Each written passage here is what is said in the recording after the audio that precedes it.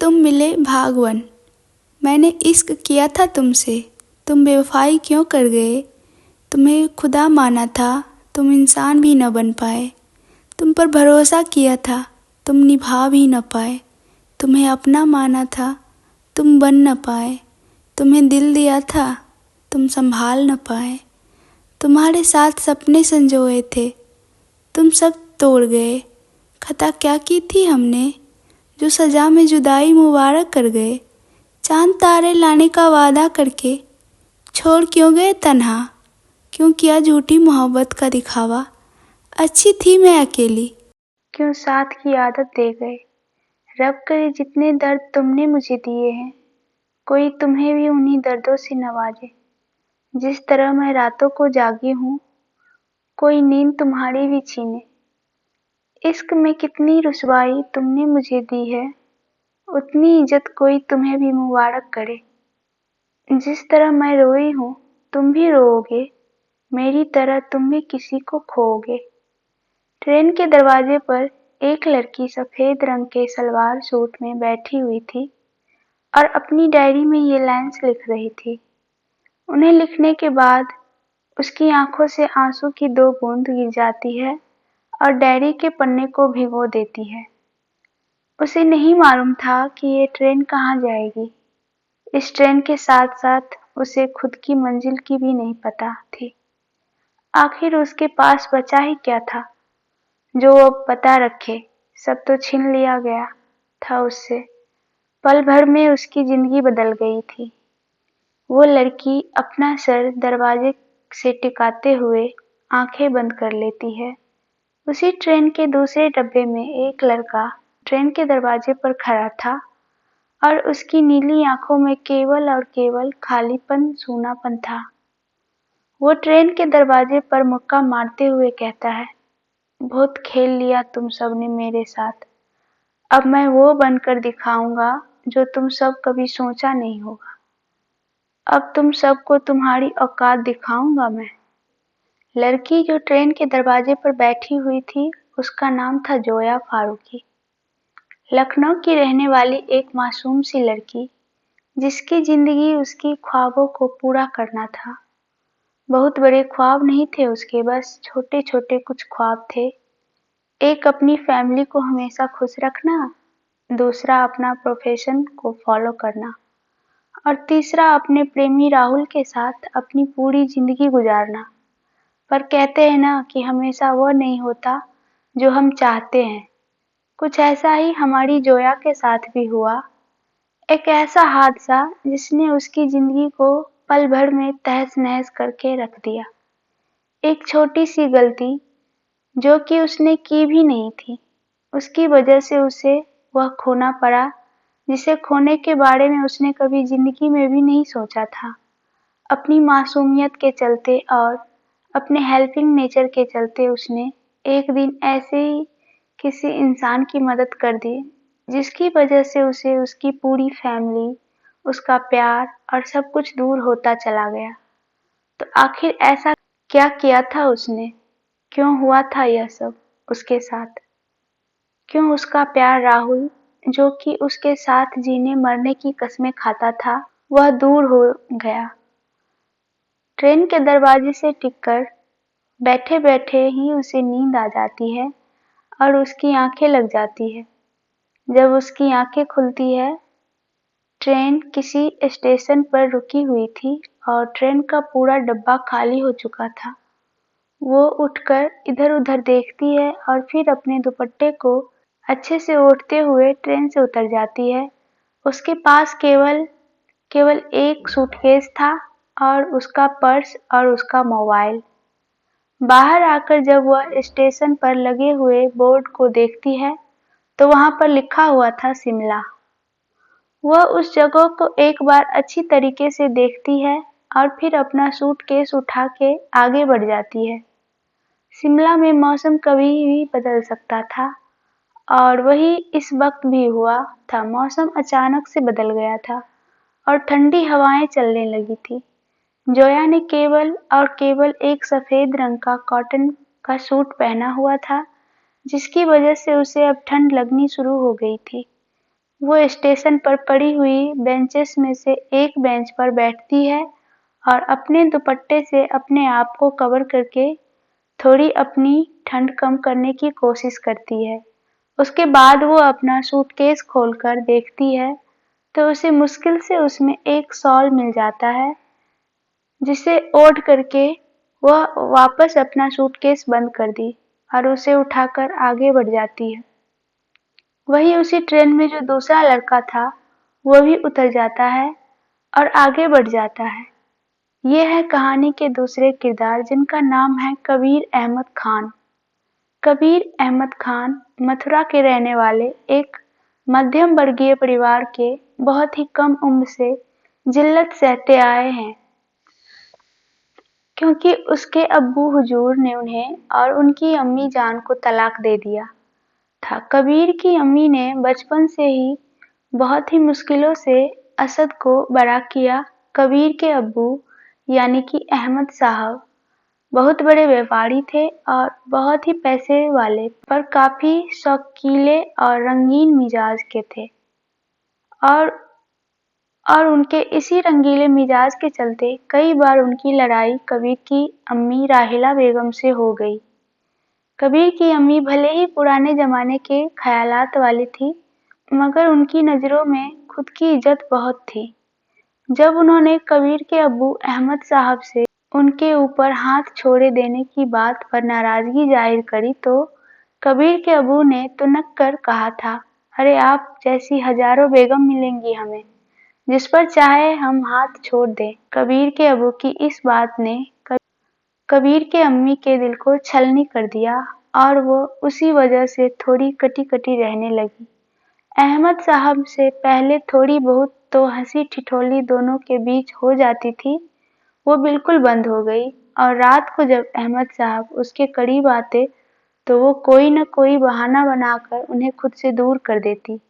अहमद साहब को भी उनकी गलती का एहसास हुआ, पर अगर वो माफी मांग लेते तो उनका मर्दाना गुमान कम हो जाता, और ये उन्हें हरगिज बर्दाश्त नहीं था।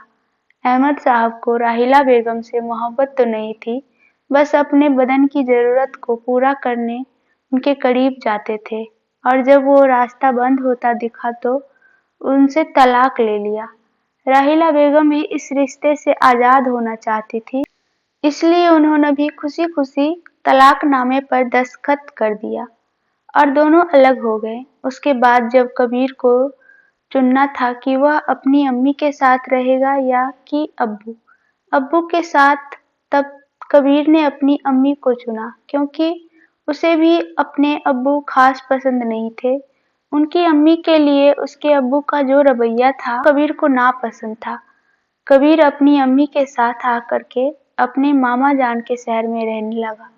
वहां जब लोगों को पता चला कि कबीर की अम्मी तलाकशुदा है तो पहले तो वो शांत रहे, लेकिन धीरे धीरे उनके पीठ पीछे बातें करने लगे, और वक्त के साथ वह पीठ पीछे वाली बातें उनके मुंह पर भी होने लगे। कबीर को ताने मिलते कि वो अपने दम पर कुछ नहीं कर सकता, इसलिए अपने मामा जान के यहाँ रह रहा है। सारी बातें कबीर और कबीर की अम्मी ने पहले तो इग्नोर किया, पर जब हद से ज्यादा बढ़ने लगा तो कबीर ने उसका जवाब देना शुरू किया, जिसकी वजह से कई बार वो लोगों से लड़कर घर आता। राहिला बेगम बदले में उन सब पर ही बरस पड़ती। आज आखिरकार कबीर ने फैसला कर लिया था कि वो अपने दम पर कुछ हासिल करेगा। यही सोच करके वो दिल्ली से अपनी अम्मी को वादा करके आ गया था। उसे नहीं मालूम था कि वो कहाँ जाएगा, क्या करेगा। वो वादा करके गया था और ये वादा निभाना उसके लिए जरूरी। आज जिस शहर में दो टूटे हुए दिलों ने दस्तक दी थी, दोनों की अपनी मुस्तकबिल नहीं मालूम था, पर दोनों इस अनजाने सफर पर निकले थे, कोई खुद से किया वादा निभाने तो कोई किसी से किया वादा निभाने। दोनों की ही मंजिलें एक थी, अपना सपना पूरा करना, पर दोनों का सफर अलग था और दोनों के रास्ते भी। पर कभी कभी दो रास्ते भी एक दूसरे से टकरा जाते हैं और उन दो रास्तों के मुसाफिर भी। देखते हैं इन दोनों मुसाफिरों के मुस्तकबिल में क्या है। 5 साल बाद आज ही वो दिन था जब जोया शिमला आई थी, सबसे दूर खुद के करीब, और अपनों के दिए गए गम से निजात पाने और उनसे निजात पा भी ली थी। पर कुछ गम अब भी उसके दिल में घर कर बैठे थे। जोया ने यही कि एक कंपनी में जॉब के लिए आते ही अप्लाई कर दिया था और वो यहाँ की सीनियर मैनेजर थी। अच्छा खासा कमा लेती थी जोया उस कंपनी में काम करके, और अपनी कमाई से शिमला के ही एक एनजीओ सहारा की मदद भी कर दिया करती थी। जोया भी उसी एनजीओ में रहने लगी क्योंकि उसका भी इस दुनिया में कोई नहीं था। उस एनजीओ में सभी जोया को बहुत पसंद करते थे। वो बहुत खूबसूरत भी थी और खूबसीरत भी। जोया जिस कंपनी में काम करती थी उसका नाम एमडी ग्रुप। आज भी जोया सुबह उठ करके पहले नमाज अदा करती है और फिर तैयार होकर के आश्रम से बाहर निकल जाती है अपने ऑफिस जाने के लिए। वो बाहर आकर के रिक्शा पकड़ती है और सीधे एमडी ग्रुप पहुंच जाती है। आज पूरे ऑफिस का माहौल ही अलग था। सारी लड़कियां मेकअप करने में बिजी थी और जिनका काम अधूरा था वो अपना काम करने में लगी हुई थी। वहीं जोया इन सब चीजों से ध्यान हटाते हुए सीधे अपनी टेबल पर आकर के बैठ जाती है और वह अपना बैग साइड में रखती है और अपने सिस्टम ऑन करके काम करने लगती है। तभी उसकी दोस्त नेहा उसके बगल में आकर बैठ जाती है और कहती है, और मैडम नई खबरों के बारे में पता चला?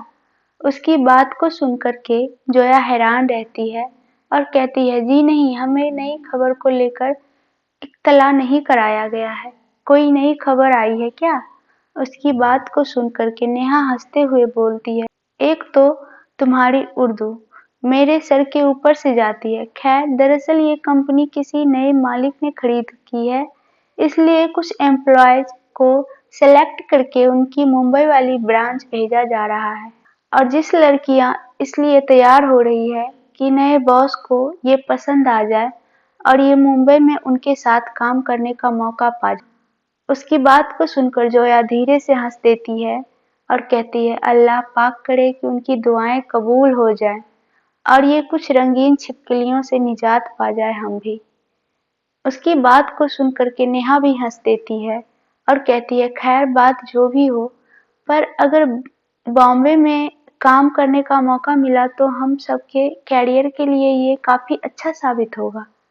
तुम बताओ, अगर तुम्हें सिलेक्ट कर लिया जाए तो क्या तुम जाओगी? उसकी बात को सुनकर के जोया कहती है, बिल्कुल नहीं, हम तो बिल्कुल न जाएं अपने शिमला को छोड़कर, फिर चाहे कितना भी मुसीबत हो कैरियर की खातिर। आप चली जाएं, हम क्या करेंगे जा करके? 2 महीने की और नौकरी बची है और उसके बाद तो अम्मी ने निकाह करवा ही देना है। उसके बाद कमाने की मनमाही है तो जो थोड़ी वक्त है उसकी नौकरी यहीं से कर लेंगे, नेहा कहती है। उसकी बात को सुनकर के जोया कहती है, आप एक बार अपने होने वाले शौहर के मुखातिब होकर देखिए और अपनी दिक्कत से उन्हें भी वाकिफ करवाइए। शायद वो अपनी होने वाली अम्मी जान से बात करके आपको कमाने की इजाजत दिलवा दें। देखते हैं, इस बार अम्मा कह रही है कि अगले शनिवार को वो लखनऊ से लौट रहे हैं, तब उन्हें मुलाकात हो सकती है। बात करके देखते हैं उनसे भी, नेहा कहती है। जी, ये बेहतर रहेगा। इतना कहकर भी जोया अपने काम में लग जाती है और नेहा भी वहां से उठकर चली जाती है। जोया भी अपनी पर फाइल्स कंप्लीट कर रही थी। वो नहीं चाहती थी कि किसी भी तरीके से नए मालिक को उसमें कोई कमी नजर आ जाए और उसकी नौकरी खतरे में पड़ जाए।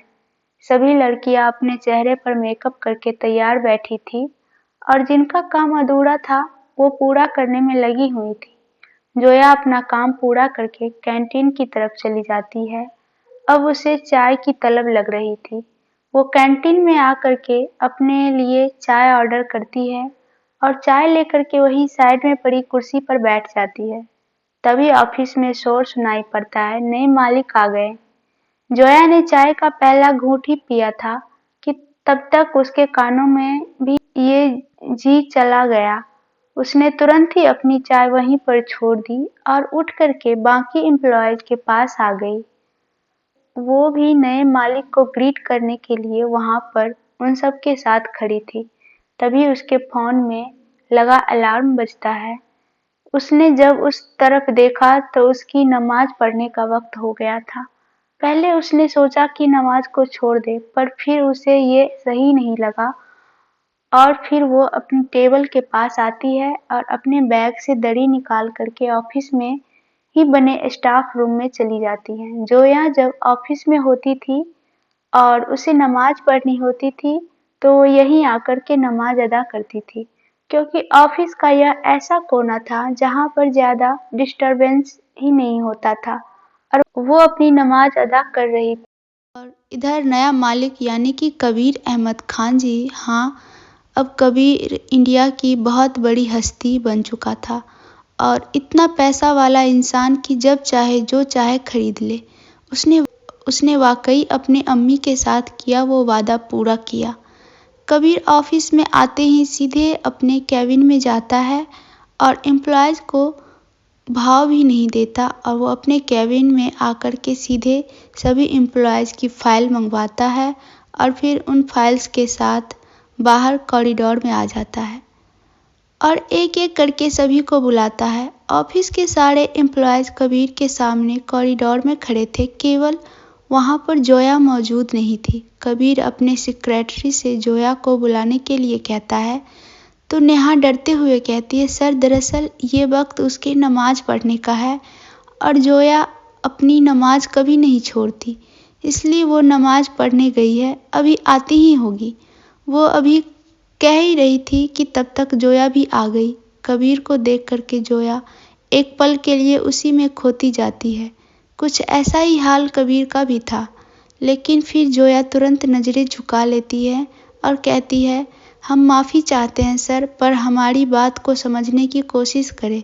हम कभी भी नमाज नहीं छोड़ते, इसलिए छोड़ते, फिर चाहे कितना भी ज़रूरी काम क्यों ना हो, क्योंकि अल्लाह से ऊपर कुछ भी नहीं है, इसलिए हम नमाज पढ़ने गए थे। हम माफ़ी चाहते हैं, पर हमारे लिए नमाज पढ़ना भी ज़रूरी था। उसकी बात को सुनकर के कबीर कहता है, ठीक है, कोई बात नहीं।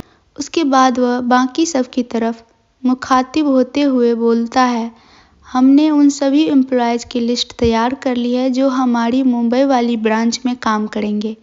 मिस्टर शर्मा आप सबको उसका नाम बता देंगे और जिस जिस इंसान का नाम उस लिस्ट में है वो जल्दी से अपनी पैकिंग कर ले, क्योंकि परसों तक आपको मुंबई शिफ्ट होना है। बात सुन करके बाकी के एम्प्लॉयज़, जिन्हें लगा कि उसका नाम होगा, वह खुश हो जाते हैं, पर जोया को इन सब से कोई मतलब नहीं था। वो एक साइड में खड़ी थी, उसे विश्वास था कि उसका नाम इस लिस्ट में नहीं होगा। उसके बाद कबीर भी अपने कैबिन में चला जाता है और जोया भी अपने डेस्क पर आकर के अपना काम करने लगती है। उसे भरोसा था कि उसका नाम उस लिस्ट में नहीं है, इसलिए उसने वहां रुक करके बाकी के नामों को सुनने का इंतजार नहीं किया। वहीं कबीर अपने कैबिन में आकर के बाहर की सीसीटीवी फुटेज चला देता है। जाने क्यों, पर जोया उसे बहुत अलग और पहेली सी लगी। वही जोया सबसे दूर अपने काम में मग्न थी। जोया को आदतों में से एक था कि वो अपने काम को पूरा मन लगाकर ही करती थी। वहीं कबीर को उसकी ये बात अच्छी लगी, पर वो जोया के ख्यालों को अपने ऊपर हावी नहीं होने देता है और सर झटक कर अपने काम में लग गया। वहीं जोया अपने काम में पूरी तरीके से रम गई थी। तभी नेहा भागते हुए आई और उसके बगल में बैठ गई। उसे हाँफते देख कर जोया ने उसकी तरफ पानी का गिलास बढ़ाया और कहा, पानी पी लीजिए। और इतना हाँफ क्यों रही है? उसकी बात को सुनकर के नेहा कहती है, हम तो सिर्फ हाँफ रहे हैं, इस बात को सुनकर के तुम तो बेहोश हो जाओगी। उसकी बात को सुनकर जोया कहती है, ऐसी कौन सी खबर है?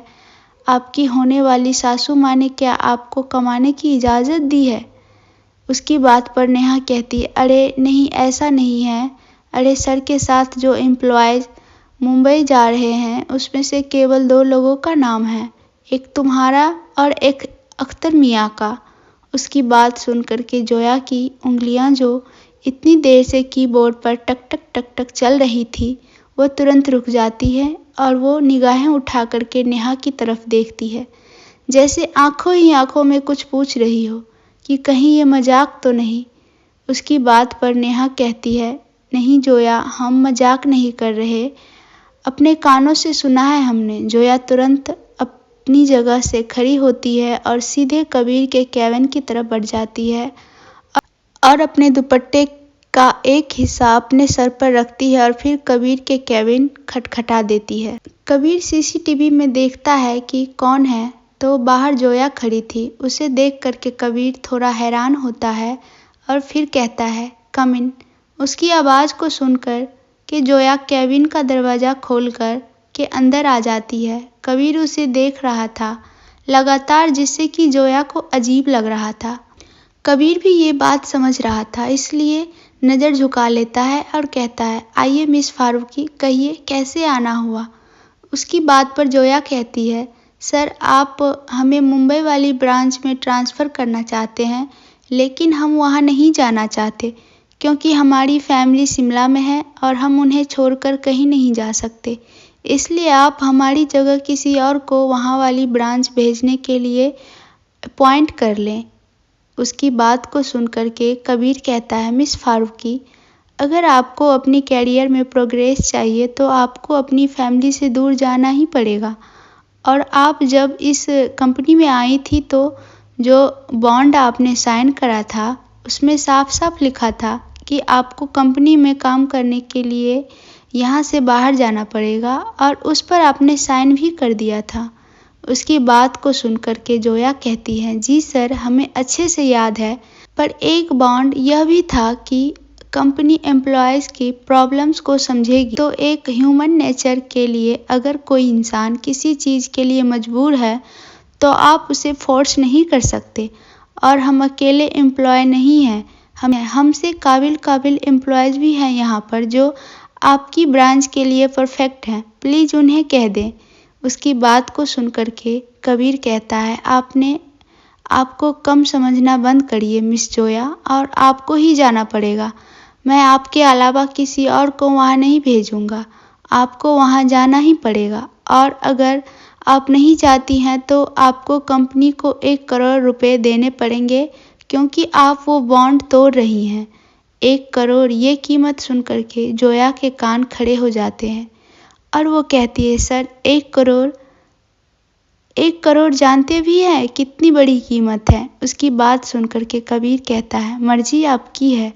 जोया तुरंत कैबिन से निकल जाती हैं और बाहर आकर के अपने सिस्टम पर कुछ टाइप करके उसका प्रिंट आउट निकालती है और वापस से कबीर के कैबिन में आकर के उसके सामने वो रखती है और कहती है, ये रहा मेरा रिजाइन। उसकी बात सुनकर कबीर मुस्कुरा देता है और कहता है, सॉरी पर I can't accept it. Kabir ने जोया के रिजाइन को एक्सेप्ट करने से साफ इनकार कर दिया था, जिस पर जोया वो काफ़ी तेज गुस्सा आता है। क्या कोई ज़बरदस्ती है? आपको रिजाइन एक्सेप्ट करना ही होगा। उसकी बात पर कबीर कहता है, ज़बरदस्ती ही समझिए, क्योंकि जब आप वहाँ आई थी तब आप एक बॉन्ड ये भी साइन किया था कि आप अगले 6 साल तक इस कंपनी को छोड़कर नहीं जा सकती, और अगर आपको ऐसा करने की कोशिश की तो आपके खिलाफ लीगल एक्शन किया जाएगा। उसकी बात को सुनकर के जोया के पैरों तले ज़मीन खिसक जाती है और उसका दिमाग ब्लैंक हो जाता है। उसे समझ ही नहीं आया कि आखिर कबीर ने कहा क्या। उसे अपने कानों पर भरोसा नहीं हुआ, लेकिन फिर बात को समझते हुए जोया ने कहा, हम मुंबई नहीं जाएंगे चाहे आप कुछ भी कर लें। उसकी बात पर कबीर कहता है, आपको जाना ही पड़ेगा चाहे जो हो जाए। जोया गुस्से से तमतमाते हुए कबीर के कैबिन से निकल जाती है और अपने डेस्क पर आकर अपना बैग उठाती है और तेज़ी से ऑफिस से निकल जाती है। नेहा उसे पीछे से आवाज़ देती रहती है, पर जोया सुनती ही नहीं। जोया अपने ख्यालों में खोई हुई थी और चलते हुए कब शिमला की सर्द हवाओं के साथ वो अपने घर यानी कि आश्रम पहुंच जाती है उसे पता ही नहीं चलता। वो घर पहुंच करके सीधे अपने कमरे में चली जाती है। आश्रम के सारे लोग उसे सीधे अपने कमरे में जाता देख करके हैरान थे, क्योंकि वह कभी भी सीधे अपने कमरे में नहीं जाती थी। पहले आश्रम के हाल चाल लेती थी, उसके बाद ही अपने कमरे में जाती थी। जब सब ने जोया में चेंज देखा तो सब बहुत परेशान हो गए। आश्रम की मालकिन अपर्णा जी, जिन्होंने जोया अपनी मम्मी के तरीके से मानती थी, वो जोया से बात करने के लिए उसके कमरे में जाती है। जोया अपने कमरे में बिस्तर पर बैठी हुई थी। उसे समझ ही नहीं आ रहा था कि वो क्या करे। कोई उसका कमरा खटखटाकर आता है तो वो पूछती है, कौन है? वो अपर्णा जी की आवाज़ सुन करके तुरंत अंदर आने को कहती है। अपर्णा जी जैसे ही अंदर आती है, जोया धीरे से कहती है, आपको हमारे कमरे में आने के लिए किसी की इजाज़त लेने की कोई ज़रूरत नहीं है। उसकी बात को सुनकर अपर्णा जी मुस्कुरा देती है और कहती है, जोया आप जब आई तो हमने आपको बहुत परेशान देखा और आपकी शक्ल से हमें पता चल रहा है कि कोई बात है जो आपको बहुत परेशान कर रही है और आप हमें अपनी माँ के समान मानते हैं। इसलिए उसी हक से हम आपसे पूछना चाहते हैं कि क्या बात है जो आपको परेशान कर रही है, क्योंकि आज ऐसा पहली दफ़ा हुआ है कि आप बिना किसी से मिले सीधे अपने कमरे में आई हैं। हालांकि आपके ऊपर इतने सारे जुल्म पहले ही ऊपर वाले ने करे हैं। आप पहले से ही बहुत परेशान रहती हैं, लेकिन कभी भी अपनी परेशानी को अपने ऊपर हावी नहीं होने दिया। फिर आज ऐसा क्या बात हो गई कि वह परेशानी आपके ऊपर हावी हो गई? अपर्णा जी की बात को सुनकर के जोया की आंखों में जो आंसू ठहरे हुए थे वह बह जाते हैं और वह जोर जोर से रोने लगती है। अपर्णा जी उसके पास आ जाती है। जोया उनके गले से लग करके धीरे से सुबकते हुए बोलना चालू करती है, दरअसल बात यह है कि आप तो जानती हैं कि हमें शिमला कितना पसंद है और जिस कंपनी में हम काम करते हैं उसके नए मालिक हमारी कंपनी के कुछ एम्प्लॉय को मुंबई वाले ब्रांच भेजना चाहते हैं, जिसमें हमारा भी नाम है। हम वहाँ नहीं जाना चाहते हैं, पर जब हमने उनसे कहा कि हम नहीं जाना चाहते हैं तो उन्होंने कहा कि हमें जाना ही पड़ेगा, नहीं तो हमें 1 करोड़ रुपए का मुआवजा देना पड़ेगा। इस बात से निजात पाने के लिए हमने कंपनी से रिजाइन देने का सोचा, पर तब उन्होंने हमें बताया कि हम 5 साल पहले हमने उनकी कंपनी में ज्वाइन किया था। तब एक बॉन्ड साइन किया था हमने, जिसके मुताबिक अगले 6 सालों तक हम उसकी कंपनी से रिजाइन नहीं कर सकते हैं। हम कहीं भी नहीं जाना चाहते शिमला को छोड़कर।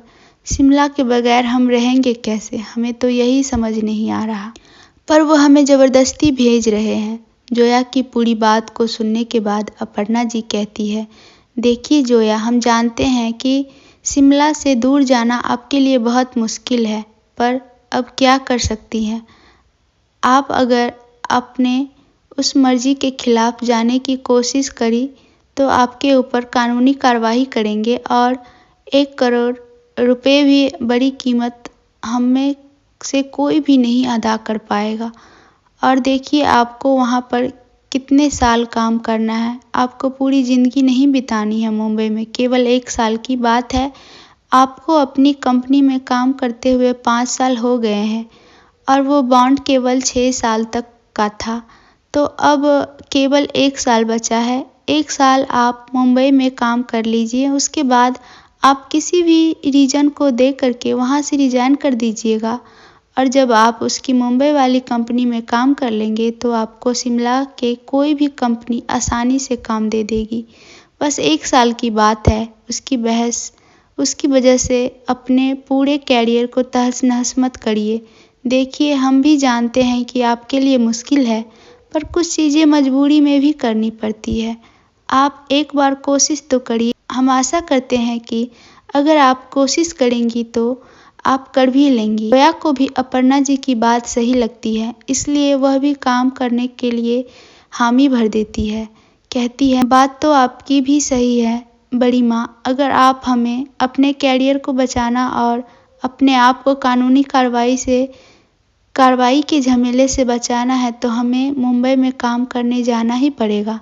हम मुंबई जाने के लिए तैयार हैं और आप अब बाहर जाइए। बाकी बच्चे आपका इंतज़ार कर रहे होंगे, हम भी आते हैं।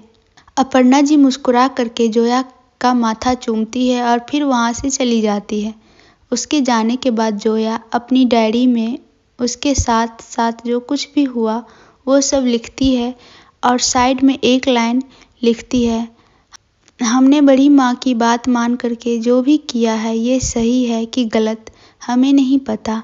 आगे जो भी हमारे मुकद्दर में होगा वो हमारे लिए बेहतर होगा। हमें मालूम है क्योंकि अल्लाह ने हमें इतने गम दिए हैं कि शायद वह भी हमें गम नहीं देना चाहते। इतना कह कर के वो भी अपने कमरे से बाहर आ जाती है।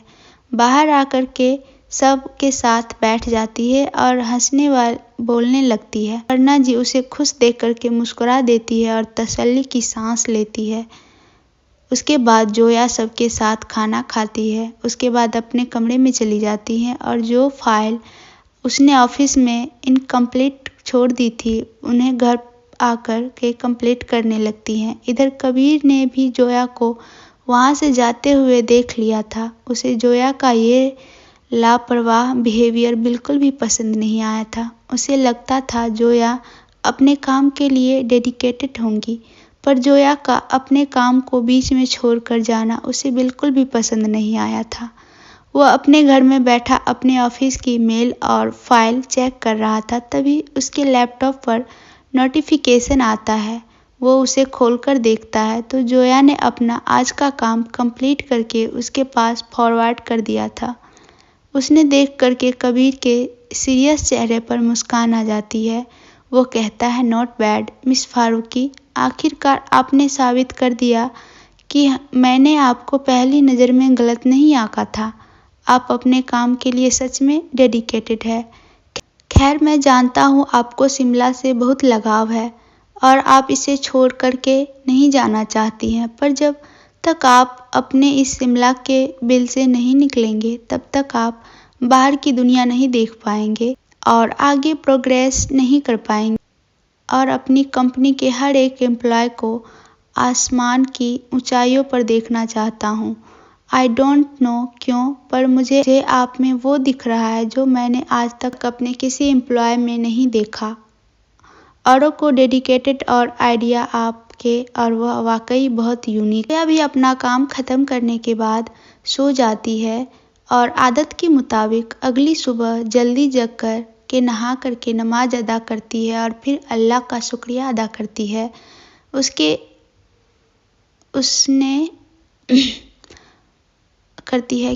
उसने उसकी ज़िंदगी में अपर्णा जी जैसी एक औरत को नवाजा है जो कि उसे हर एक सिचुएशन में समझती है।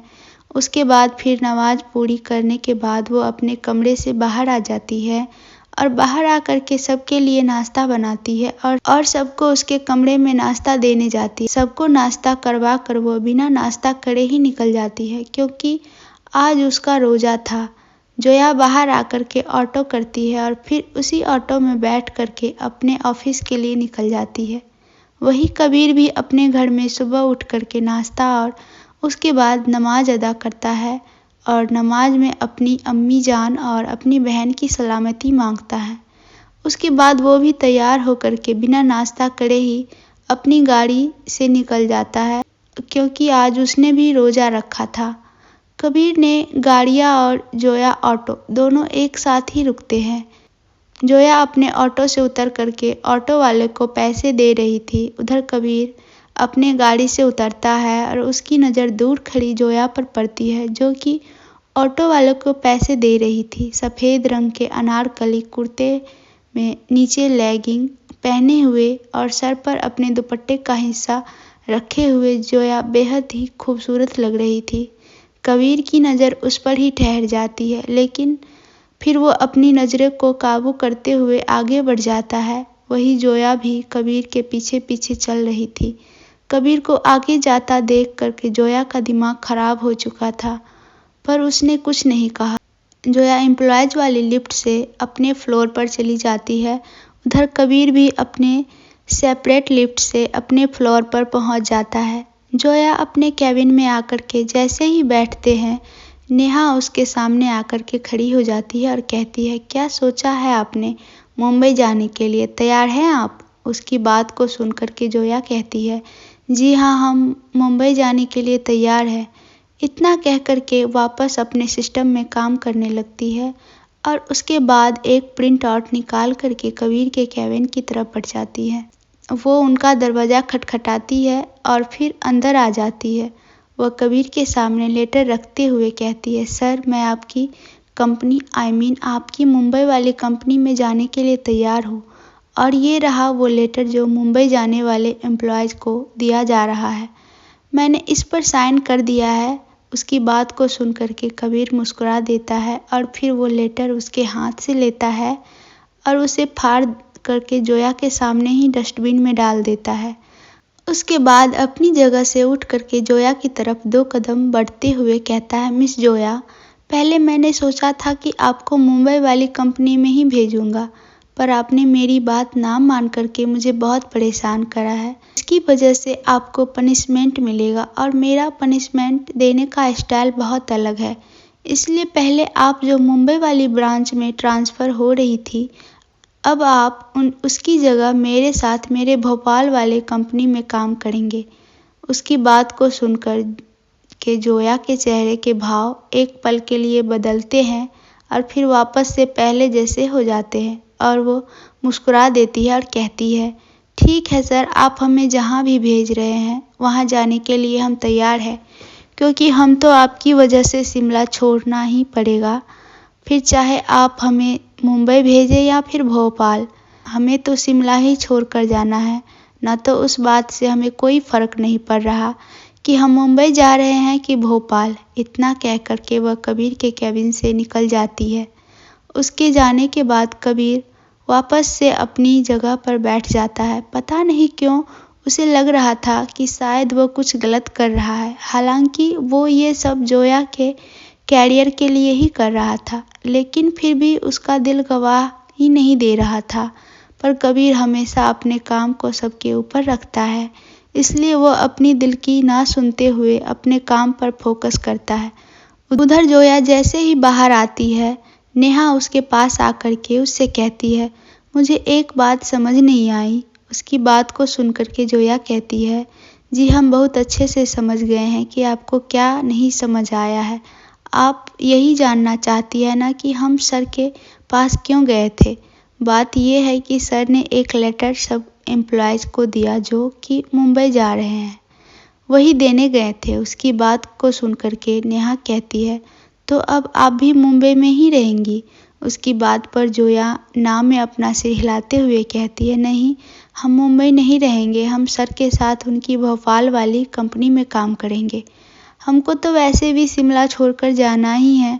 फिर अब सर हमें चाहे भोपाल भेजें या फिर मुंबई, हमें उससे क्या मतलब, हमें तो काम ही करना होगा। उसकी बात को सुनकर के नेहा हैरान थी, पर वो कुछ कहती उससे पहले ही जोया वहाँ से चली जाती है। और जोया के जाने के बाद नेहा खुद से कहती है, या अल्लाह, हमें तो ये नहीं समझ में आ रहा कि ये लड़की शिमला छोड़ने के लिए कैसे मान गई। पता नहीं सर ने कौन सा जादू कर दिया है कि जोया फारूकी उसका शिमला रहे बगैर सांस लेना भी मुश्किल है, वो शिमला छोड़ कर के जा रही है। हमारी तो बस इतनी दुआ है रब से कि इस लड़की की ज़िंदगी में अब कोई दुख मत दीजिएगा। इसने पहले ही बहुत सारे गम सहे हैं, इसकी ज़िंदगी में खुशियाँ से भर दीजिएगा। नेहा भी अपना काम करने के लिए अपनी टेबल पर चली जाती है। उधर जोया अपनी टेबल पर बैठी हुई थी। उसने अपना पूरा काम रैप कर लिया था कि ताकि अगर कोई भी दूसरा इंसान उसकी जगह काम करने के लिए आया तो उसे कोई भी चीज़ ढूंढने में दिक्कत ना हो। वो अपनी टेबल पर खाली बैठी थी, तभी अचानक से उसके फ़ोन पर एक नोटिफिकेशन आता है। वो खोल करके देखती है तो उसमें कैलेंडर का नोटिफिकेशन था। आज वही दिन था जब राहुल और जोया पहली बार एक दूसरे के हुए थे और एक दूसरे के साथ आए थे। जिस दिन उन्होंने एक दूसरे के लिए अपने दिल में जो फीलिंग्स थी वो बयां करी थी, और उसी दिन दोनों बिछड़े थे, उसी दिन दोनों अलग हुए थे। आज ही वो दिन था। जोया को पुरानी बातें याद करके बहुत ही बुरा लगता है और काफ़ी हर्ट भी होती है, क्योंकि राहुल ने उसके ऊपर ट्रस्ट शो नहीं करा था। उसके ऊपर एक ऐसी गलती का इल्ज़ाम लगा दिया था जो उसने करी ही नहीं थी। उसने केवल एक इंसान की मदद की थी। उसे नहीं पता था कि किसी की मदद करना उसके ऊपर इतना भारी पड़ जाएगा। जोया अपने पुराने फ़ोन से एक नंबर निकालती है और उसे अपने नए वाले फ़ोन में डायल करती है। इधर से कोई इंसान फ़ोन उठाता है और हेलो हेलो बोलता है। जोया का गला भर आया था राहुल की आवाज़ इतने सालों बाद सुन करके। आज के दिन वो हमेशा हर साल राहुल को कॉल करती थी और उसकी आवाज़ सुन करके खुद को तसल्ली दे देती थी। वो अभी राहुल से कुछ कहने ही वाली थी कि तभी राहुल की तरफ से आवाज़ आती है। हैप्पी एनिवर्सरी माय डार्लिंग की आवाज़ किसी लड़की की थी। आवाज़ सुनकर जोया पहचान जाती है कि किसकी आवाज़ है और उसकी आंखों से आंसू बहने लगते हैं। राहुल भी उसे हैप्पी एनिवर्सरी माय डार्लिंग बोलता है और फ़ोन कट कर देता है। जोया का खुद को संभालना मुश्किल होता जा रहा था, इसलिए वो अपनी जगह से उठकर वॉशरूम की तरफ तेज़ी से बढ़ती है। वो वॉशरूम की तरफ जा ही रही थी कि तभी सामने आते हुए कबीर से टकरा जाती है, जो कि अपने फ़ोन में कुछ करते हुए आ रहा था, इसलिए उसकी नज़र जोया पर नहीं गई। जोया नीचे गिरती उससे पहले कबीर जोया को उसकी कमर पकड़कर थाम लेता है। जोया और कबीर दोनों एक दूसरे की आंखों में खोए हुए थे। ऑफिस का ये एक हिस्सा था जहाँ पर बहुत कम लोग ही आते थे, इसलिए किसी ने भी उन दोनों को ऐसे नहीं देखा था। कबीर को जोया की आंखों में आंसू पता नहीं क्यों अच्छे नहीं लग रहे थे और जोया कबीर की बूढ़ी आंखों में खोती जा रही थी। जोया के ढीले जुड़े से कुछ लटे बार बार उसके चेहरे पर आकर के कबीर को उसका चेहरा निहारने में परेशान कर रहे थे, इसलिए वो अपनी उंगलियों से धीरे से उसके बालों के लटों को उसके सर के पीछे कर देता है। इस पूरे टाइम जोया ट्रांस की हालत में थी। उसे कुछ समझ ही नहीं आ रहा था कि वो करे क्या। बस वो कबीर को वो सब करने देना चाहती थी जो कबीर करना चाहता था। कबीर धीरे से उसके बालों के लट को उसके कानों के पीछे करता है और फिर उसे सीधा खड़ा कर देता है। अभी भी जोया पुरानी ट्रांस की हालत में ही थी और फिर वो पीछे जा कर के जोया के दुपट्टे को उठा करके उसके सर पर रखता है और फिर मुस्कुरा देता है। फिर तेज कदमों से वहाँ से चलते हुए चला जाता है। उसके जाने के 5 मिनट बाद तक जोया उसी हालत में खड़ी रहती है। उसके बाद वो होश में आती है और उसे समझ ही नहीं आता है यहाँ पर क्या हुआ, तो अनायास ही उसके होठों पर मुस्कान आ जाती है। राहुल से बात करने के बाद जो दर्द उसे मिला था वो छूमंतर करके गायब हो जाता है। उसके बाद वो वापस से अपने टेबल की तरफ बढ़ जाती हैं। वो जैसे ही बैठने वाली थी तभी उसकी नज़र एक नोट पर पड़ती है जो कि उसके सिस्टम पर चिपका हुआ था। जोया वो नोट उठा करके देखती है, उसे पढ़ती है तो लिखा हुआ था, मिस फारूकी अब आप यहाँ से जा सकती हैं, आपका काम पूरा हो गया है, आप घर जाकर के पैकिंग कर लीजिए क्योंकि आज रात की फ्लाइट से ही हम भोपाल जा रहे हैं। उस नोट को पढ़ करके जोया सर हाँ में हिलाती है और अपनी जगह से उठकर जाती है, कंपनी से निकल जाती है। वो बाहर आकर के रिक्शा करती है और आश्रम की तरफ बढ़ जाती है। उसने सोचा था जितने भी पैसे उसके पास बचे हैं उसमें से थोड़े से पैसे भोपाल के लिए बचा लेंगी और बाकी पूरे पैसे से आश्रम के सभी लोगों के लिए गिफ्ट खरीद लेंगी। लेकिन पहले वो आश्रम जा कर के सबको बताना चाहती थी कि आज रात को ही वो जा रही है। तो ऑटो में बैठ चुकी थी और ऑटो आश्रम की तरफ बढ़ रही थी। जोया का ऑटो जैसे ही आश्रम के सामने रुकता है, जोया उसमें से उतर करके अंदर की तरफ चली जाती है। वो अंदर आकर के सबको बताती है कि आज रात की फ़्लाइट है, वो भोपाल जा रही है। तब सब बहुत दुखी हो जाते हैं, लेकिन कोई भी अपने एक्सप्रेशन अपने चेहरे पर नहीं आने देता है और सब हंसते ही रहते हैं। उसके बाद वो एक ज़रूरी काम का बहाना बना करके मार्केट के लिए निकल जाती है। उसे मालूम था कि अगर उसने उन सब से कहा कि वो उन सब के लिए गिफ्ट लेने जा रही है तो कोई भी उसे गिफ्ट लेने नहीं जाने देगा, इसलिए वह सबसे ज़रूरी काम का बहाना बना करके मार्केट निकल जाती। इधर कबीर भी ऑफिस से निकल चुका था मार्केट के लिए। उसे भी अपनी माँ और अपनी बहन के लिए कुछ गिफ्ट खरीदने थे। कबीर की आदत थी कि वो जब भी बाहर जाता था तो वहाँ से लौटते वक्त अपनी फैमिली के लिए कुछ गिफ्ट खरीदता था। जोया मार्केट पहुंच चुकी थी और एक जगह खड़े होकर के अपनी सबसे अच्छी दोस्त नेहा के लिए झुमके खरीद रही थी। तभी अचानक से उस दुकान के आगे एक बड़ी सी काली गाड़ी आकर रुकती है, जो कि सबका ध्यान उसकी अपनी तरफ ले लेती है। जोया भी इधर देखती है तो उस गाड़ी से एक काले रंग के कपड़े वाला आदमी निकलता है। उसकी शक्ल जोया ने ध्यान से नहीं देखी थी और उसने देखना जरूरी भी नहीं समझा। वो वापस से अपना काम करने लगती है और उधर वो शख्स और कोई नहीं बल्कि कबीर था। कबीर भी अपनी बहन जाहिरा के लिए झुमके खरीदने आया था, क्योंकि ये उसे सबसे ज़्यादा पसंद थे। वह उसके लिए झुमके लेने के लिए दुकान के अंदर आता है। ज़्यादा बड़ी दुकान नहीं थी, इसलिए उसने सामने खड़ी जोया आराम से दिख जाती है।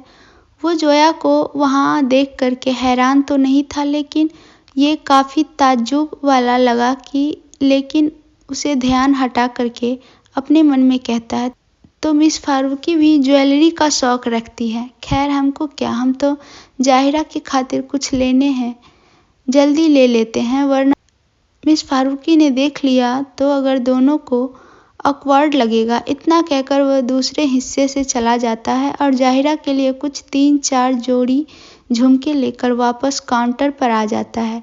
वो बिल दे रहा था, तभी उसकी नज़र एक झुमके की जोड़ी पर पड़ती है, जो कि सिल्वर कलर की मल्टी कलर झुमके थे। वो उसे बहुत पसंद आते हैं और वो उसे भी खरीद लेता है और फिर धीरे से शॉपकीपर से कहता है, भाई साहब ज़रा एक काम करेंगे हमारा। उसकी बात पर वो कहते हैं तो कबीर कहता है, वो जो मैडम दिख रही है ना, उसके सामान में ये झुमका भी डाल दीजिएगा, पर उन्हें मत बताइएगा, इसके पैसे हमसे रहे। वो जोया की तरफ इशारा करते हुए कहता है। दुकान वाला मुस्कुरा देता है और कहता है, ठीक है आपका काम हो जाएगा। उसके बाद कबीर मुस्कुराते हुए वहाँ से चला जाता है और जोया भी 2 जोड़ी झुमके लेकर के बिल देने आ जाता है और उसके बाद पैसे दे करके अपना सामान लेकर वहाँ से निकल जाती है। वहीं उसके जाने के बाद दुकान वाला कहता है, उन्होंने जोया की थैली में वो झुमके डाल दिए थे। जाने कैसी मोहब्बत करते हैं ये आजकल के नौजवान, तोहफा देना भी चाहते हैं पर उसे बताना भी नहीं चाहते और फिर हंसते ही वो अपना काम करने लग जाते हैं। इधर उधर कबीर एक शॉल की दुकान पर खड़ा था। वह अपनी अम्मी के लिए शॉल खरीद रहा था। तभी उस दुकान पर जोया भी आ जाती हैं। उसने भी अपर्णा जी के लिए शॉल लेने का सोचा था, लेकिन कबीर को कुछ समझ ही नहीं आ रहा था कि वो क्या ले। वहीं जोया फैशन सेंस अच्छा था, इसलिए वो तुरंत ही अपना सामान लेकर के बाहर जाने लगती है।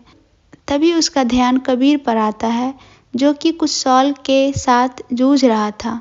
सर ये किसके लिए ले रहे होंगे? शायद अपनी वाइफ के लिए। जोया खुद के जवाब देते हुए कबीर की तरफ बढ़ जाती है। वह कबीर के पास आकर कहती है, सर क्या मैं आपकी कोई हेल्प कर दूं? उसकी बात पर कबीर उसकी तरफ देखता है तो मुस्कुरा देता है और कहता है, यस श्योर। वो मुझे समझ नहीं आ रहा कि क्या ले, क्योंकि सब बहुत खूबसूरत है। उसकी बात पर जोया कहती है, जी सर ऐसा होता है। वैसे अगर आप अपनी वाइफ के लिए ले रहे हैं तो ये डार्क कलर वाला अच्छा लगेगा। उसकी बात पर कबीर कहता है, होल्ड ऑन, अभी मैं मैरिड नहीं हूँ। ये हम अपनी अम्मी के लिए ले रहे हैं तो उसी के हिसाब से दीजिए प्लीज़।